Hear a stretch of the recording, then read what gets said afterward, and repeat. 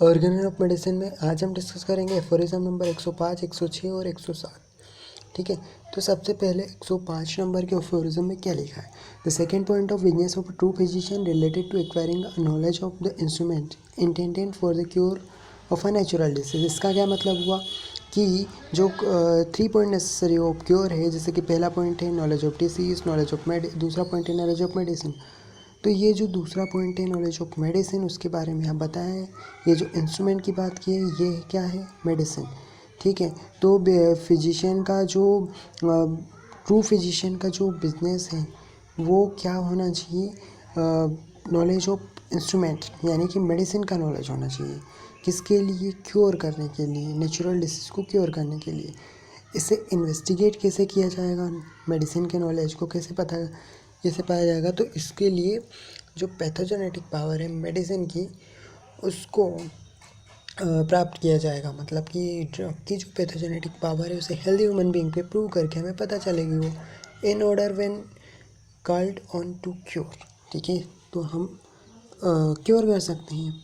To be able to select from among them one from the list of whose symptom and artificial disease may be constructed as similar as possible to totality of the principle of symptom of the natural disease sought to be cure।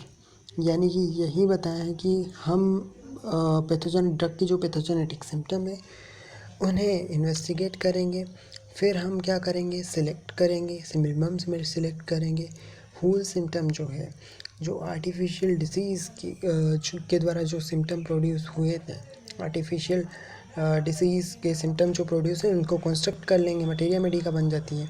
और फिर जो totality of symptom है, ठीक है, natural disease के, उनको match करेंगे तो दोनों को सिम्टम सिमिलरिटी के बेस पे क्योर हो जाएगा। तो इस एफोरिज्म में कंक्लूज़न यही है कि फिजिशियन को नॉलेज ऑफ मेडिसिन के बारे में यहाँ पे स्टडी किया है, ड्रग प्रूविंग का नॉलेज बताया कि ड्रग की जो पैथोजेनेटिक पावर है उसका नॉलेज होना चाहिए, उस इंस्ट्रूमेंट का मतलब कि मेडिसिन का नॉलेज होना चाहिए। और फिर उसको जो सिम्टम की नेचुरल डिसीज़ की टोटालिटी है उसको हम जो आर्टिफिशियल डिसीज़ के जो सिम्टम हमने प्रोड्यूस कराए थे उन्हें लिख लेंगे एक जगह मटेरिया मेडिका में और उनको मैच करके मेडिसिन देंगे। एफोरिज्म नंबर 106 की बात करें तो the whole pathogenetic effect of the several medicine must be known. मतलब कि सारी मेडिसिन के पैथोजेनेटिक इफेक्ट हमें पता होना चाहिए। दैट इज़ टू से all the morbid symptom and alteration, मतलब कि जितने भी सारे डिसीज सिम्टम हैं, जितने भी इसे हेल्थ में चेंजेस हो रहे हैं, that each of them is specially capable of developing in the healthy individual must first have be observe as far as possible. यानी कि हमें ऑब्जर्व करना है कि इसको हेल्दी इंडिविजुअल में जो अल्ट्रेशन हो रहे हैं, जो कुछ भी चेंज हो रहा है, जो भी डिसीज सिम्टम आ रहे हैं जो कि डेवलप हो रहे हैं किसी इंडिविजुअल में, उन्हें ऑब्जर्व करना है before we can hope to be able to find among them and to select suitable homeopathic remedy for most of the natural disease। यानी कि इन सब केस से ऊपर हमें क्या, मतलब सिलेक्ट करने से पहले हमें उन्हें अच्छे से ऑब्जर्व करना है कि क्या क्या चेंजेस हो रहे हैं, क्या क्या पैथोजेनेटिक, हर एक सिम्टम का हमें नॉलेज होना चाहिए, हर एक मेडिसिन के सारे पैथोजेनेटिक इफेक्ट हमें पता होना चाहिए।